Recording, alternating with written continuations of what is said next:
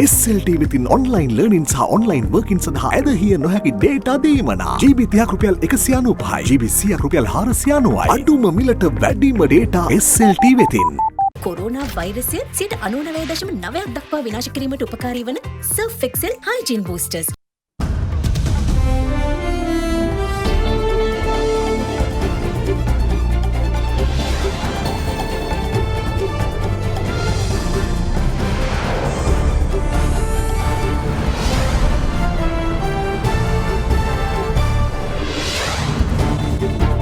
අද 2020 දෙසැම්බර් 13 ඉරිදා සිරස්තන උල්කා වර්ෂා රජ දැක්මේ උපරිම අවස්ථාව රාත්‍රී 9 සිට කොවිඩ් ආසාදනය වූ ග්‍රාමීණ නිලධාරීන් දෙදෙනෙකු පළමු වරට වාර්තා වේ. රක්වානේ පාසල් දරුවෙකුටත් කොවිඩ්. හුදකලා ප්‍රදේශ කිහිපයක් හෙට නිදහස් වෙද්දී තවත් ප්‍රදේශ කිහිපයක් හුදකලා කරේ. කෑගල්ලේ දේශීය කොවිඩ් ඔසුව ගැන පරීක්ෂණ කඩිනම් කරන්න අගමැති මහාචාර්යවරුන්ගෙන් ඉල්ලා. පළාත් සභා මැතිවරණයේ පැවැත්වීමේ යෝජනාව හෙට කැබිනට් මණ්ඩලයට. ජාතික බලවේගවලින් දැඩි විරෝධය. යෝජනාවක් ගෙනල්ලා තියෙනවා පළාත් සභා මැතිවරණය වහාම පවත්වන්න.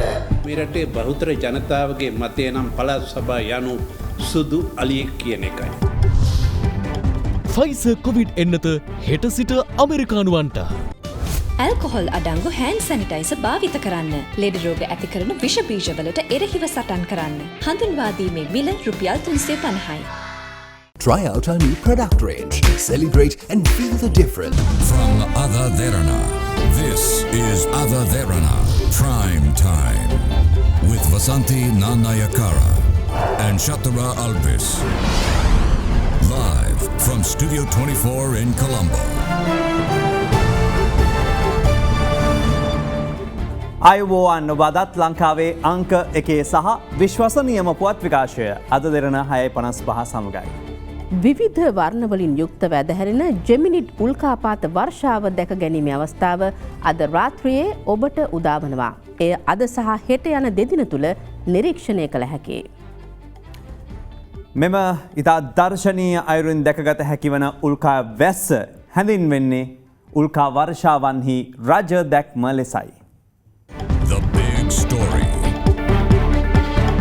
වල්ගා තරුවක් හෝ ග්‍රාහකයක් සූර්යා වටා ගමන් කිරීමේදී එවයින් සෞරග්‍රහ මණ්ඩලය වෙත විසිරෙන පාෂාණ කොටස් හරහා පෘථුවිය ගමන් කරන අවස්ථා ඇති වෙනවා. එහිදී ඒ පාෂාණ කොටස් පෘථුවියේ ගුරුත්වාකර්ෂණය හේතුවෙන් ඒ වෙත ඇදී එන විට වයිගෝලයේ ගැටීම නිසා ඇතිවන ඝර්ෂණයෙන් එම පාෂාණ අංශු ගිනිගැනීමේ සංසිද්ධිය උල්කාපාත වර්ෂාවක් ලෙස හැඳින්වෙනවා. උල්කාපාත පෘථුවි අවකාශයට පතිත වන්නේ තත්පරයකට කිලෝමීටර 35ක වේගයකින් එහෙමත් නැතිනම් පැයකට කිලෝමීටර 1,30,000කට කිට්ටු වේගයකින්. ඒ ආකාරයට අද සහ හෙට රාත්‍රී අහසේ ජනතාවට දැකගත හැකිවන උල්කාපාත වර්ෂාව ජෙමිනිට් උල්කා වර්ෂාව ලෙසින් නම් කර තිබෙනවා. උල්කාපාත වර්ෂාවට හේතු වෙලා තියෙන්නේ 3200 පයිතන් කියන ග්‍රහකය. ඒතකොට ඔයගොල්ලන්ට මෙම උල්කාපාත වර්ෂාව මූලිකවම කහ පාටට ඊට අමතරව සමහරක් වෙලාවට සතු පාට, නිල් පාට, තැඹිලි පාට වගේ පාට වලින් බලා ගැනීමේ හැකියාවක් තියෙනවා. මිතුරු කියන තාරකා රාශිය සාමාන්‍යයෙන් රාත්‍රී 12ත් එකත් අතර ඔයගොල්ලන්ගේ හිසේ ඉහළින් පිහිටනවා. ඒක බලා ගැනීමට තවත් ලෙහෙසි. ඔයගොල්ලෝ දන්නවා දඩයක්කාර තාරකා රාශිය. නැත්නම් ඔරායන් කියන තාරකා රාශිය. ඒ තාරකා රාශියට මදක් ඊසාන පැත්තට වෙන්නට බලා ගැනීමට හැකියාවක්. දෙසැම්බර් මාසයේ 21 වෙනිදා රාත්‍රී ඉර බැස ගියාට පසුව පටහිර අහස දිස බලන්න මේ ග්‍රහලක දෙකේ කලා 6.1ක් තරම් කිට්ටුවට එනවා. එතකොට සමහර අය අනාවැකි පළ කරලා දිනා මේ දෙක එක ග්‍රහලෝකයක එකට ඇලිච්ච බෝල දෙකක් වගේ ගිනි පුළඟක් වගේ දකි කියලා. ඉතින් මේ විරල අවස්ථාව ඔබට දකින්න ලැබෙන්නේ අවුරුදු 397කට පස්සේ. ලංකාවේ පළමු වරට හඳුන්වා දෙන මැලිබන් වෙජි ක්‍රැකර් Crunchy Veggie. දඹුලුගම සහ මාමඩල දකුණ යන වසම්බාර ග්‍රාම නිලධාරීවරුන් දෙදෙනෙකුට COVID-19 වෛරසය ආසාදනය වී ඇතැයි හඳුනාගෙන තිබෙනවා. ග්‍රාම නිලධාරීවරුන් COVID ආසාදිතින් බවට වාර්තා වන පළමු අවස්ථාව මෙයයි. මේ අතර අද තවත් කොවිඩ් ආසාදිතයින් 515 දෙනෙකු අලුතින් හඳුනාගත් බව යුද හමුදාපති ලෙතනන්ට් ජෙනරාල් ශවේන්ද්‍ර සිල්වා මහතා සඳහන් කළා. ඒ අනුව මේ දක්වා මෙරටින් හඳුනාගෙන ඇති සමස්ත කොවිඩ් ආසාදිතයින් ගණන 32,000 ඉක්මවා තිබෙනවා.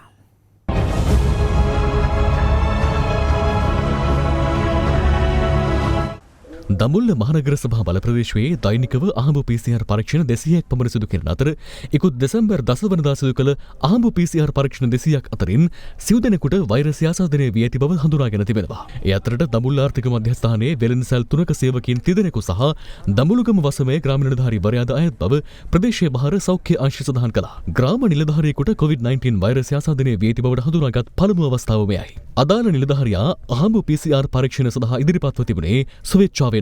කෙසේ වෙතත් ඔහුට වෛරසය ආසාදනය වූ ආකාරය පිළිබඳව නිශ්චිත කරුණු අනාවරණ වී නැහැ. මහනුවර ප්‍රදේශයේ පදිංචි අයෙකු වන අදාළ ග්‍රාම නිලධාරියා ආසාදිත බවට වාර්තාව ලැබෙන විටත් සිට තිබුණේ මහනුවර සිය නිවසේ. අම්බලන්තොට ප්‍රාදේශීය ලේකම් කාර්යාලයට අයත් මාමඩල දකුණ වසම බහර ග්‍රාම නිලධාරිනියටද COVID-19 වෛරසය ආසාදනය වී ඇතැයි හඳුනාගෙන තිබෙනවා. ඒ රෝග ලක්ෂණ හේතුවෙන් ඇය ඉකුත් 7 වනදා පස්වරුවේ අම්බලන්තොට රෝහලට ඇතුළත් වූ අවස්ථාවේ සිදු කළ PCR පරීක්ෂණයේදී අවිස්සාවේල්ල සහ කළුවක්ගල ප්‍රදේශවල සිට පසුගියදා ඇයගේ නිවසට ඥාති සොයුරියන් දෙදෙනෙකු පැමිණ තිබූ අතර ඇයට රෝග ලක්ෂණ පහළ වී තිබුණේ එම දිනයන් ආශ්‍රිතව බව සෞඛ්‍ය අංශය සඳහන් කළා. ඇය ඉකුත් 7 වනදා පෙරවරුවේ අම්බලන්තොට ප්‍රාදේශීය ලේකම් කාර්යාලයේ පැවති රැස්වීම් කිහිපයක් සඳහා සහභාගී වී ඇති බව අනාවරණ වුණා. ග්‍රාම නිලධාරීවරයා කියන්නේ ප්‍රදේශයේ සියලුම තැන සංචරණය කරන පුජ්‍යලෙක්. එම නිසා අපි දිගින් දිගටම අමාත්‍යාංශය සහ ස්වදේශ කටයුතු අමාත්‍යාංශය සියලු අංශයන් වෙත අපි පැහැදිලි කරා අවශ්‍ය ඒ සෞඛ්‍ය ආරක්ෂිත පහසුකම් විධිමත්ව ලබා දෙන්න කියලා. නමුත් අමාත්‍යාංශයේ මතය තමයි ඔවුන් චක්‍රලේඛනයක් නිකුත් කරලා තියෙනවා දිස්ත්‍රික් ලේකම්වරුන්ට සහ ප්‍රාදේශීය ලේකම්වරුන්ට ඔවුන්ගේ අත ඇති මුදල් ප්‍රතිපාදන මගින් එම අවශ්‍ය කටයුතු සපයන්න කියලා. නමුත් ඒ මදි අවස්ථාවක් තියෙනවා නම් නැවත විමසන්න කියලා. නමුත් මේ වෙනකොට අපි විමසීම් කරලා බැලුවා දිස්ත්‍රික්ක 15ක විතර මේ වෙනකොට විධිමත්ව ඒ කටයුතු වෙලා නැහැ. දිස්ත්‍රික්ක 10ක විතර ලබා දීලාම නැහැ. අඩුම ගානේ මාක්ස් එකක්වත් ලබා දීපු නැති දිස්ත්‍රික්ක තියෙනවා. එම නිසා ඒ සියල්ල හිතලා බලලා අපිට යම්කිසි තීන්දුව වලට එළවෙන්න සිද්ධ වෙනවා. මේ අතර රක්වාන උක්කාත ප්‍රදේශයේ ඉකුත් නොවැම්බර් 29 වනදා පැවති සිය විවාහ මංගලෙන් අනතුරුව එහි මනාලයා විදේශගත වීම සඳහා සිදු කළ PCR පරීක්ෂණයේදී කොවිඩ් ආසාදිත බව තහවුරු වී තිබෙනවා. මේ හේතුවෙන් උක්කාත ප්‍රදේශයේ පවුල් 13කට අයත් 70 දෙනෙකු පමණ ස්වයං නිරෝධායනය සඳහා යොමු කළ අතර ඉන් 10 දෙනෙකුගේ PCR පරීක්ෂණ කළ අවස්ථාවේ තවත් සිව් දෙනෙකුට වෛරසය ආසාදනය වී ඇතැයි තහවුරු වුණා. ඒ අතරට මනාලිය සහ ප්‍රදේශයේම පාසලක 16 හැවිරිදි පාසල් සිසුවෙකු දුවනවා. මේ හේතුවෙන් උක්කාත ප්‍රදේශයට සංචරණ සීමා පැනවීමට ගොඩකවේල ප්‍රාදේශීය සභාවේ සභාපතිවරයා පියවර ගත්තා. නොවුඩ්හි පාසලකින් කොවිඩ් ආසාදිත බවට ඊයේ හඳුනාගත් සිසුවා සහ සිසුවිය කොවිඩ් ප්‍රතිකාර මධ්‍යස්ථාන වෙත යොමු කිරීමට භගවන්තලාව මහජන සෞඛ්‍ය පරීක්ෂකවරුන් අද පියවර ගත්තා. ඒ අනුව සිසුවා හම්බන්තොට මධ්‍යස්ථානයටත් සිසුවිය මාතර කඹුරුගමුව මධ්‍යස්ථානයටත් යොමු කෙරුණා. ආසාදිතින් හඳුනාගත් නොවුඩ්හි පාසල තවදුරටත් වසා දැමීමට තීරණය වී තිබෙනවා. මාතර වැලිගම සහ වැලිපිටිය ප්‍රදේශවලින් තවත් ආසාදිතයන් 21 දෙනෙකු ඊයේ හඳුනා ගැනුණා. මෙම ආසාදිතින් එම ප්‍රදේශවලින් මීට පෙර හඳුනාගත් ආසාදිතින්ගේ ආශ්‍රිතයන් බවයි සෞඛ්‍ය අංශය සඳහන් කළේ. ඊයේ හඳුනාගත් නව ආසාදිතින් හම්බන්තොට සහ කොටවිල රෝහල් වෙත යොමු කිරීමට සෞඛ්‍ය අංශ පියවර ගත්තා. හංගවැල්ල සහ පාදුක්ක ප්‍රදේශවලින් හඳුනාගත් ආසාදිතින් 8 දෙනෙකු ඊයේ රාත්‍රියේ කොළඹ IDH රෝහල වෙත යොමු කිරීමට සෞඛ්‍ය අංශ කටයුතු කළා. කළුතර දකුණ මරික්කාර වීදිය ප්‍රදේශයෙන් වාර්තා වූ COVID-19 ආසාදිතින් සංඛ්‍යාව 16ක් දක්වා ඉහළ යාම හේතුවෙන් එම ප්‍රදේශයට සංචරණ සීමා පැනවීමට සෞඛ්‍ය අංශ කටයුතු කර තිබෙනවා. එම ආසාදිතින් අතර කළුතර නාගරික සීමාවේ වෙළඳසැල් හිමිකරුවන් සහ සේවකීන් වීම හේතුවෙන් වෙළඳසැල් 9ක්ද වසා දැමුණා. ඇහැලියගොඩ නගරය හා දන්දිනිය ප්‍රදේශයේ ආශ්‍රිතව හඳුනාගත් ආසාදිතින් 7 දෙනෙකු රෝහල්ගත කිරීමට සෞඛ්‍ය අංශ කටයුතු කළා. මෙම ආසාදිතින් අතර සීතාවක අපනයන සැකසුම් කලාපයේ සේවකීන් සහ දිවුරුම් පිටිය ඇඟලුම් ආයතනයෙන් හඳුනාගත් පෙර ආසාදිතයන්ගේ ආශ්‍රිතයන් වනවා. රත්නපුර කඩුගල්වත්ත ප්‍රදේශයේ පිහිටි හෝටල් දෙකක් වෙළඳසැල් කිහිපයක් සහ මුස්ලිම් පල්ලිය තාවකාලිකව වසා දැමීමට සෞඛ්‍ය අංශ අද පියවර ගනු ලැබුවා. ඊයේම ප්‍රදේශයෙන් ආසාදිතයන් 3 දෙනෙකු සහ රත්නපුර මිහිඳුගම ප්‍රදේශයෙන් ආසාදිතයන් 7 දෙනෙකු වාර්තා වීමත් සමගයි. යාපනයේ මරදනා මඩු පොදු වෙළඳ සංකීර්ණයේ පුද්ගලයන් 6 දෙනෙකුට වෛරසය ආසාදනය වී ඇති හඳුනා ගැනීමත් සමග යාපනයේ උඩුවිල් ප්‍රාදේශීය ලේකම් කොට්ටාශයට සංචරණ සීමා පනවා තිබෙනවා. තවත් COVID-19 ආසාදිතයන් 760 දෙනෙකු ඊයේ හඳුනාගත් අතර දිස්ත්‍රික්ක 14කින් ආසාදිතීන් වාර්තා වුණා. කොළඹ දිස්ත්‍රික්කයෙන් හඳුනාගත් ආසාදිතීන් ගණන 397ක්, බොරැල්ලෙන් 60ක්, මට්ටක්කොලෙන් 46ක්, දෙමටගොඩින් 36ක්, වැල්ලවත්තෙන් 23ක්, කිරුළපනින් 20ක්, ග්‍රෑන්ඩ් පාස් ප්‍රදේශයෙන් 18ක්, කොම්පඤ්ඤ වීදියෙන් 12ක්, බ්ලූමැන්ඩල් ප්‍රදේශයෙන් 12ක් සහ කොළඹ මහනගර සභා සීමාවේ සැසු ප්‍රදේශවලින් 95ක් වශයෙන් ආසාදිතයින් වාර්තා වුණා. මේ දක්වා කොළඹ දිස්ත්‍රික්කයෙන් හඳුනාගෙන ඇති සමස්ත කොවිඩ් ආසාදිතයන් ගණන 14000 ඉක්මවා තිබෙනවා. කළුතරින් 136ක්, මහනුවරින් 55ක්, ගම්පහෙන් 50ක්, යාපරයෙන් 36ක් ලෙස ආසාදිතයින් හඳුනාගෙන යන අතර රත්නපුර, ගාල්ල, නුවරඑළිය, කෑගල්ල, කුරුණෑගල, පුත්තලම, අම්පාර, අනුරාධපුර, බදුල්ල යන දිස්ත්‍රික්කවලින්ද ආසාදිතයින් වාර්තා වුණා. ප්‍රදේශයේ තහවුරු නොකළ ආසාදිතයන් 35 දෙනෙකුද මේ අතරට අයත්. සමස්තයක් විදිහට මුළු බස්නාහිර පළාතම අපි ගත්තාම අපිට දෛනිකව වාර්තා වෙන රෝගීන්ගෙන් 80%කට වැඩි ප්‍රමාණයක් බස්නාහිර පළාතෙන් වාර්තා වෙන්නේ. ඒ කියන්නේ ඉතුරු 15 නැත්නම් 20 තමයි දිවයිනේ ඉතුරු පළාත් 8ෙන්ම අපිට වාර්තා වෙන්නේ. බස්නාහිර පළාත තවමත් අපිට කළමනාකරණය කරගන්න අපි දක්ෂ වුණොත් අපිට ලංකාවේ අනිත් පළාත් ටික මේ පවතින තත්ත්වයෙන් කළමනාකරණය කරගන්න පුළුවන් මට්ටමේ තාමත් තියෙනවායි කියලා මේ අගයන්ගින් අපිට පැහැදිලි වෙනවා. විශේෂයෙන්ම අපි වතුකරය තුල රෝග ව්‍යාප්තිය ඉහළ යන්න ගත්තොත් එහෙම අපිට ඊටාම භයානක තැනකට ගමන් කරන්න සිද්ධ වෙනවායි කියන එක ඒ ප්‍රදේශ පිළිබඳ සමීපව දන්න ඕන කෙනෙක් දන්න දෙයක්. මේ වාර්තා වෙන රෝගීන් අති බහුතරය සමාජය තුලින් වාර්තා වෙන්නේ. නමුත් වසංගත රෝග විද්‍යාංශය කියන විදිහට ඒක සමාජ ව්‍යාප්තියක් දක්වා දැනටත් ගිහිල්ලා නැහැ. තවත් කොවිඩ් මරණ දෙකක් ඊයේ වාර්තා වීමත් සමග මෙරට සිදු වූ කොවිඩ් ආසාදිත සමස්ත මරණ සංඛ්‍යාව 149ක් දක්වා ඉහළ ගොස් තිබෙනවා. මට්ටක්කුලේ පදිංචිව සිටි 55 හැවිරිදි පුද්ගලයෙකු වැලිසර ලයිරෝහලේදී කොවිඩ් ආසාදිතයෙකු ලෙස හඳුනා ගැනීමෙන් පසුව පිඹුර මූලික රෝහලටත් අනතුරුව මුල්ලේරියාව මූලික රෝහලටත් මාරු කර යවා ඇති අතර එහිදී ඔහු ජීවිතක්ෂයට පත්ව තිබුණා. කොවිඩ් නියුමෝනියා තත්ත්වය ඔහුගේ මරණයට හේතුව බව සෞඛ්‍ය අමාත්‍යාංශය සඳහන් කළා. ඉමුල්ගොඩ ප්‍රදේශයේ පදිංචිව සිටි 66 හැවිරිදි පුද්ගලයෙකු රාගම ශික්ෂණ රෝහලට ඇතුළත් කරන අවස්ථාවේදී මේ ගොස් තිබෙන අතර උග්‍ර දියවැඩියා තත්ත්වයේ සමග කොවිඩ් නියුමෝනියාව ඔහුගේ මරණයට හේතු වී තිබෙනවා. මේ අතර හෙට සිට කොළඹ ගම්පහ සහ කළුතර දිස්ත්‍රික්කවල ප්‍රදේශ කිහිපයක හුදකලා තත්ත්වය සංශෝධනය කරන බව යුද හමුදාපති ලුතිතන් ජෙනරාල් ශවේන්ද්‍ර සිල්වා මහතා සඳහන් කළා. යනුව ග්‍රෑන්ඩ් පාස් පොලිස් බල ප්‍රදේශයේ සිරිසඳ සෙවන සහ සිරිමුතු උයන යන මහල් නිවාසත්, මානිගවත්ත පොලිස් බල ප්‍රදේශයේ ලක්හිරු සෙවන දුම්රිය මහල් නිවාස සහ බොරැල්ල පොලිස් බල ප්‍රදේශයේ සිරිසරු උයන මහල් නිවාස හෙට උදෑසන 5 සිට හුදකලා බවින් ඉවත් කරනවා. වැල්ලවත්ත පොලිස් වසමේ මයුර පෙදෙස හෙට උදෑසන 5 සිට හුදකලා ප්‍රදේශයක් ලෙස අලුතින් නම් කරනවා. ගම්පහ දිස්ත්‍රික්කයේ වත්තල පොලිස් වසමේ කෙරවල පිටිය, හේකිත්ත, කුරුඳුහේන, ඇවරිවත්ත, වැලිකඩ මුල් යන ග්‍රාම නිලධාරී වසම් හෙට උදෑසන 5 සිට හුදකලා බවින් ඉවත් කිරීමට නියමිතයි. පෑලිගොඩ පොලිස් වසමේ පට්ටිය උතුර ග්‍රාම නිලධාරී වසමද හෙට උදෑසන 5 සිට හුදකලා බවින් ඉවත් කරනවා. කෙසේ වෙතත් වත්තල පොලිස් වසමේ කෙරවල පිටිය ග්‍රාම නිලධාරී වසමේ නයිදෙව්ව ප්‍රදේශයත්, වැලිකඩ මුල්ල ග්‍රාම නිලධාරී වසමේ දූවේ වත්ත ප්‍රදේශයත් හෙට උදෑසන 5 සිට අලුතින් හුදකලා කිරීමට නියමිතයි. කිරිබත්ගොඩ පොලිස් වසමේ හුණුපිටිය උතුර ග්‍රාම නිලධාරී වසමේ වැදිකන්ද ප්‍රදේශයත්, නිට්ටඹුව පොලිස් වසමේ තිහාරිය උතුර, තිහාරිය නැගෙනහිර ග්‍රාම නිලධාරී වසමේ වාරණ පන්සල පාර, කත්කොට පාර සහ හිද්‍රාමාවත හෙට උදෑසන 5 සිට අලුතින් හුදකලා කරනවා. මීට අමතරව කළුතර දිස්ත්‍රික්කයේ බුලත්සිංහ ප්‍රාදේශීය ලේකම් කොට්ටාශයේ වේයන්ගල්ල නැගෙනහිර සහ වේයන්ගල්ල බටහිර ග්‍රාම නිලධාරී වසමත්, කුඩා හීනඩියන්ගල ග්‍රාම නිලධාරී වසමේ මරික්කාර වීදියත් හුදකලා ප්‍රදේශ ලෙස නම් කරනවා. පසුගිය සතිය තුළ වාර්තා වූ COVID-19 රෝගීන් සහ එමගින් ඇතිවන රෝගය පැතිරෙන ක්‍රමවේදයන් ගැන සොයා බලා හෙට උදෑසන 5 එනම් 14 වන දින උදෑසන 5 සිට ක්‍රියාත්මක වීමටත් ඉතුරු ප්‍රදේශවල දැනට තිබෙන හුදකලා භාවයන් තවදුරටත් ඒ ආකාරයෙන්ම පවත්වාගෙන යාමට කටයුතු කරනු ලබනවා.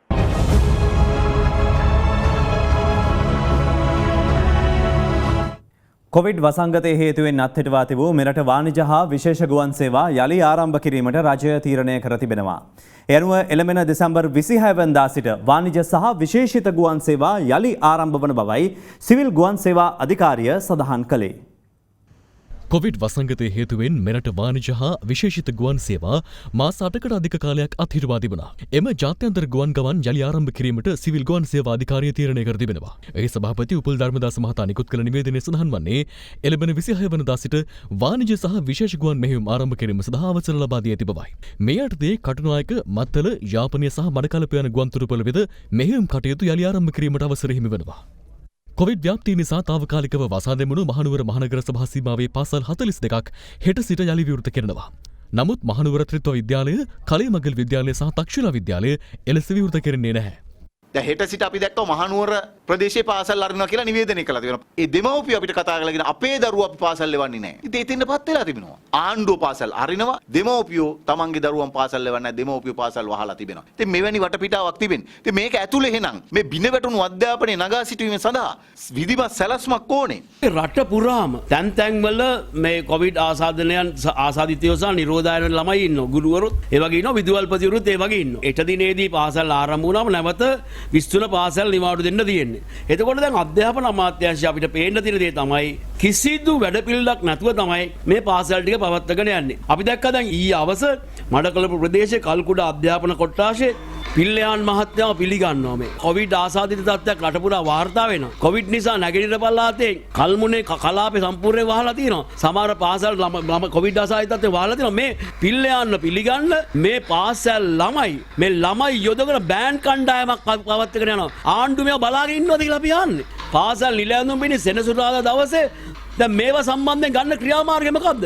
අපි නැගෙනහිර පළාත් ආණ්ඩුකාර අනුරාධා යහම්පත් මහත්මියගෙන් අහනවා. පෑලියගොඩ නව මැනින් වෙළඳ පොලේ වෙළඳාම් හෙට සිට ආරම්භ කරනවා. නමුත් ඒ තොග වෙළඳාම් සඳහා පමණක් බවයි රජය පවසන්නේ. එයනු පසුරු 4 සිට රාත්‍රී 12 දක්වා එහි වෙළඳාම් සිදු කිරීමට නියමිතයි. රාජ්‍ය අමාත්‍ය නාලකගොඩ හේවා මහතාද අද එහි ගොස් අවශ්‍ය කටයුතු නිරීක්ෂණය කළා.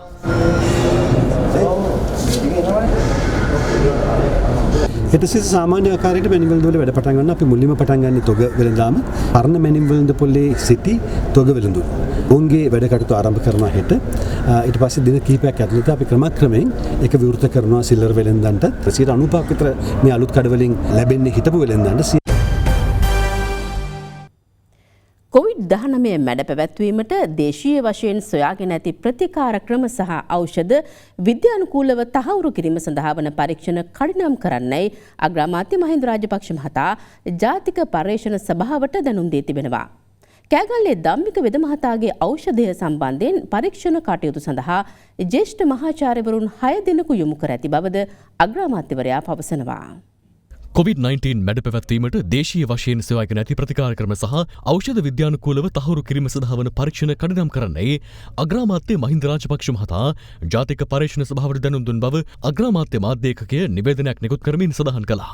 කෑගල්ලේ ධම්මික බණ්ඩාර වෙද මහතා නිෂ්පාදනය කළ දේශීය ඖෂධය පිළිබඳ පර්යේෂණ පත්‍රිකාවක් රජරට විශ්වවිද්‍යාලයේ වෛද්‍ය පීඨයේ මහාචාර්යවරුන්ගේ මැදිහත් වීමෙන් ඉදිරිපත් කිරීමට නියමිතයි. එම පර්යේෂණ සඳහා මෙරට සියලුම වෛද්‍ය විද්‍යාල නියෝජනය වන පරිදි කායික විද්‍යාව පිළිබඳ විශේෂඥ දැනුම සහිත ජ්‍යෙෂ්ඨ මහාචාර්යවරුන් 5 දෙනෙකු සහ ජාතික පර්යේෂණ සභාව වෙනුවෙන් එහි සභාපති ප්‍රසව හා නාරි වේද විශේෂඥ වෛද්‍ය මහාචාර්ය හේමන්ත දොඩම්පාල මහතා යොමුව සිටිනවා. ඒ අනුව කොළඹ විශ්වවිද්‍යාලයේ නිර්දේශ කර ඇති දේශීය වෙදකමත් ආචාර්ය හර්ෂ සුබසිංහ මහතාගේ සහ ඉන්දික ජාගොඩ මහතාගේ මූලිකත්වයෙන් සැකසූ කොවිඩ් සඳහා විශේෂිත වූ දේශීය ප්‍රතිකාර ක්‍රම සහ කෑගල්ලේ ධම්මික බණ්ඩාර වෙද මහතා නිෂ්පාදනය කළ ඖෂධ පැණියත් වැඩිදුරටත් විද්‍යානුකූල පරීක්ෂණයකින් තහවුරු කිරීමට අග්‍රාමාත්‍යවරයා ජාතික පරීක්ෂණ සභාවට උපදෙස් ලබා දී තිබෙනවා. මේ අතර COVID-19 සම්බන්ධයෙන් ලොව විවිධ රටවල් මේ වන විට සොයාගත් එන්නත් වර්ග පිළිබඳ හැදෑරීමක් කොට ඒ සම්බන්ධයෙන් වාර්තාවක් සපයන ලෙසත් මීට පෙර අග්‍රාමාත්‍යවරයා ජාතික පරීක්ෂණ සභාවට දැනුම් දී තිබුණා. කොවිඩ් වෛරසය මැඩලීමට මෙතෙක් සොයාගෙන ඇති විශිෂ්ටතම එන්නත් වර්ග 3 සම්බන්ධ CDA වාර්තාව ජාතික පරීක්ෂණ සභාව විසින් සෞඛ්‍ය අමාත්‍ය පවිත්‍රා වන්‍යාරච්චි මහත්මිය වෙත බහර දී ඇති බවද අග්‍රාමාත්‍ය මාධ්‍යේකකය සඳහන් කළා. මේ අතර කොවිඩ් වෛරසයට එරෙහිව ධම්මික බණ්ඩාර මහතා නිෂ්පාදනය කළ දේශීය ඖෂධය පිළිබඳ අදත් අදහස් පළ වුණා. මේ ඖෂධ සමහරු මම දැක්කා සමාජ මාධ්‍යවල ගෙදර හදාගන්නේ කොහොමද කියලා දාලා තිබුණා. ඉතින් මේ විදිහට මේ වගේ ඖෂධ ඔබ හිතුමනාපෙට ගන්න යන්න එපා. මේවා ශරීරයට අධිමාත්‍රාව මේවා අනිවාර්යයෙන්ම ශරීරයට හානි කරයි. මෙම නිසා මේ මාත්‍රාව වෛද්‍ය උපදෙස් අනුව ලබා ගන්න. විශේෂයෙන්ම සාධිකවල තියෙන ඇල්කලොයිඩ් එක්ස්ට්‍රැක්ෂන් එකක් මේක ඇත්තටම ශරීරයට අධිමාත්‍රාව ඉතා හිත කරයි. ආයුර්වේද දෙපාර්තමේන්තුව අපි පැහැදිලිවම කියනවා මේ නිර්දාශීලීත්වයෙන් මිදිලා ජනමාධ්‍ය ඕම නැත්නම් සමාජ මාධ්‍යයට සමගාමීව හෝ ඊටත් කලින් ගිහිල්ලා මේ සම්බන්ධයෙන් විස්තර අරගෙන මේව සම්බන්ධයෙන් කඩිනම් මැදිහත් වීම කරන්න ඕනේ. ජනතාව මේ සම්බන්ධයෙන් ඊටාම බලාපොරොත්තු සහගතව ඉන්නවා. රටක් විදිහටත් මේකේ බලාපොරොත්තු සහගත බවක් ඒ ලැබිච්ච ප්‍රචාරයත් එක්ක මේක සාර්ථක වේද කියන එක සම්බන්ධයෙන් යම් හැඟීමක් රට තුළ ඇති වුණා. දේශීයව අපිට ඒක ජය ගන්න පුළුවන් වුණොත් ඒක ඊටාම රටටත් ලොකු කීර්තියක් කියන එක අපි දිගටම කිව්වා. විද්‍යාත්මක නොවන සමහර ප්‍රකාශන හරහා තමයි සමහර දේවල් පිළිබඳ මිනිසුන්ට සැකසංකා ඇති වෙලා තියෙනවා. අනිත් පැත්තෙන් කොහොමත් අපේ රටේ ඇතුලේ පිරිසක් ඉන්නවානේ අපේ දෙයක් ආවොත් එහෙම ඒක ප්‍රතික්ෂේප කරලා අර පරජාතික මානසිකත්වයක් එක්ක වැඩ කරන පිරිසක් ඉන්නවානේ. ඒතර මේ කණ්ඩායම් දෙකේම යම් ගැටලුත් එක්ක තමයි ජනතාව අතර මේකේ යම් අවිශ්වාසයක් සහ යම් සැකසංකා ඇති වෙලා තියෙනවා නම් ඇති වෙලා තියෙන්නේ. මේක දේශීය වෛද්‍ය රාජ්‍ය අමාත්‍යාංශය හරහා කරන කටයුත්ත. ඒක ඉදිරියට යන බව මම දන්නවා. මම හිතනවා ඉදිරි දින කිහිපය තුළ එවැනි තොරතුරු ඉදිරිපත් කිරීමක් සිද්ධ වෙයි කියලා. මේ වෛද්‍ය ශාස්ත්‍රය බටහිරයන්ගේ ඉල්ලීම් උඩ යටපත් නොකර මේ වෛද්‍ය ශාස්ත්‍රය තුලින් රටේ ජනතාවට සුවපත් කිරීම සඳහා කටයුතු කරන්න අපේ රටේ දේශීය පාරම්පරික වෛද්‍යවරුන් පෙරමුණ ගන්න කියන එක මා ඉල්ල හිටිනවා. ඒ සඳහා රජයේ සහාය නෙවෙයි අපේ ජනතාව අපි සුවපත් කරගමු. අපි වෙනුවෙන් අපි කියලා හිතාගෙන දැන් කටයුතු කරමු කියන එක මම පැහැදිලිව රටට කියනවා. මතක ඇති නේද අපි මේ වදක හසුදිය. ඒ කාලේ මොකද්ද කිව්වේ ලංකාවට හරිම ලෙඩක් බෝ වුණා කියලා. සින්දුවක් තියෙන්නේ. එමලි නෙමෙයි දැන් රජය ඇත්ත කියන්න ඕනේ මොකද්ද මේක වෙන්නේ කියලා. අනික මෙහෙම නොදන්නේව අරගෙන කරන එක මැතියමතු කරන එක වැරදි. ඒක විහිළුවක් බවටපත් වෙනවා. අපි ගන්නවා නම් ගන්න ඕනේ ලංකාවේ ඖෂධ පාලන අධිකාරිය අනුමත කරලා තියෙන එක. අපි බොහොම පැහැදිලිව කියනවා ප්‍රතිඵල ලැබෙනවා නම් නිශ්චිත ක්‍රමවේදයකට අපේ දේශීය ඖෂධ වේදීන් ඒ පිළිබඳ විශේෂඥයින් මේක ලබා දීලා මේන් රෝගය නැසෙන බවට පැහැදිලි විවරණයක් ලබා දෙනවා නම් විශ්වාසයක් ලබා දෙනවා නම් ඒක භාවිතා කිරීමේ ප්‍රශ්නයක් නැහැ. ඇමරිකාවේ කොවිඩ් එන්නත් කරන වැඩසටහන හෙට ආරම්භ කිරීමට නියමිතයි. මේ අතර චීනයේ සිනෝෆාම් එන්නත ලබාගත් පේරු රාජ්‍යයේ වැසියෙකුට දරුණු රෝග ලක්ෂණ කිහිපයක් මතුවී ඇති බව විදෙස් වාර්තා සඳහන් කළා. අමරිකාව තුළ හදිසි භාවිතයට අවසර ලබා දුන් ෆයිසර් බයෝඑන්ටෙක් එන්නත හෙට සිට ජනතාවට ලබා දීමට නියමිතයි. පළමු එන්නත් මාත්‍රා මිලියන 3 මේ සති අන්තයේ ප්‍රාන්ත පුරා බෙදා හැරීමට කටයුතු කරන බවයි එරට වාර්තා සඳහන් කළේ. ෆයිසර් එන්නත කොරෝනා වෛරසයට එරෙහිව 95% ආරක්ෂිත බවට තහවුරු වී ඇති අතර මේ වන විට රටවල් කිහිපයක්ම එය හදිසි භාවිතයට අනුමැතිය ලබා දී තිබෙනවා. අමරිකාවෙන් ගෙවුණු පැය 24 තුළදී නව ආසාදිතයන් 2,20,298 දෙනෙකු හඳුනාගෙනුණා. එරටින් ඊයේ වාර්තා වූ කොවිඩ් මරණ සංඛ්‍යාව 2,308ක්. එතරම් ඉහළ කොවිඩ් අවදානමක් මධ්‍යයේ වුවත් යුද හා ගුවන් හමුදා කණ්ඩායම් අතර වාර්ෂික පාපන්දු තරගය පවත්වා තිබෙනවා. එම අවස්ථාවට සහභාගී වූ ජනාධිපති ඩොනල්ඩ් ට්‍රම්ප් සෞඛ්‍ය ආරක්ෂිත උපදෙස් පිළිපදනු දක්නට ලැබුණේ නැහැ. දකුණු කොරියාවේ වෛරස් ව්‍යාප්තිය තවදුරටත් ඉහළ ගියහොත් දැඩි සංචලන සීමා පනවන බවට අගමැති චුන් සයි කියුන් අනතුරු අඟවනවා. කොවිඩ් වසංගතය සාර්ථකව පාලනය කළ රටක් ලෙස දකුණු කොරියාව ප්‍රශංසාවට ලක්ව තිබුණා. ඒත් මේ වන විට තුන්වන කොවිඩ් රැල්ලක අවදානමකට මුහුණ පා සිටින එරටින් ගත වූ පැය 24 දීත් ආසාදිතයින් 950 දෙනෙකු හඳුනාගෙන තිබෙනවා. එය එරටින් දිනක් තුළ වාර්තා වූ ඉහළම දෛනික ආසාදිතයින් සංඛ්‍යාවයි. කෙසේ වෙතත් සිනෝෆාම් එන්නතේ අත්හදා බැලීම් අත්හිටුවීමට පේරු රාජ්‍ය පියවරගෙන තිබෙනවා. ඒ එන්නත ස්වේච්ඡාවෙන් ලබාගත් අයෙකු දෙපාවල ශක්තිය හීනවීම ඇතුළු රෝග ලක්ෂණ කිහිපයක් පෙන්නුම් කිරීම හේතුවෙන් ලෝපර රටවලින් අද වන විට හඳුනාගෙන ඇති COVID-19 ආසාදිතයින් සංඛ්‍යාව 7,21,00,000 ඉක්මවනවා. සමස්ත ගෝලීය කොවිඩ් මරණ සංඛ්‍යාව 16,13,000කට අධිකයි. වසර 3ක කාලයක් නොපැවැත් වූ පළාත් සභා මැතිවරණය කඩිනමින් පැවැත්වීමට අවශ්‍ය කැබිනට් යෝජනාව හෙට පැවැත්වෙන කැබිනට් මණ්ඩලය හමුවට ඉදිරිපත් කරන බව පළාත් සභා සහ පළාත් පාලන අමාත්‍ය ජනක බණ්ඩාර තෙන්නකෝන් මහතා පවසනවා. දඹුල්ලේ පැවති පොදු ජන පෙරමුණ කාන්තා බල මණ්ඩලය අමතමින් අමාත්‍යවරයා මේ බව සඳහන් කළා. පළාත් සභා මැතිවරණය කඩිනමින් පැවැත්වීම සම්බන්ධයෙන් සාකච්ඡා කිරීම සඳහා අග්‍රාමාත්‍යවරයා සහ මැතිවරණ කොමිසමේ සමාජිකයන් අතර හමුවක් පසුගියදා පැවැත්වුණා. එහිදී පැරණි ක්‍රමය හෝ නව ක්‍රමය යටතේ පළාත් සභා මැතිවරණය කඩිනමින් පැවැත්වීම සඳහා අවශ්‍ය නීතිමය කටයුතු සොයා බලන ලෙස අග්‍රාමාත්‍යවරයා මැතිවරණ කොමිසමට උපදෙස් ලබා දී තිබෙනවා.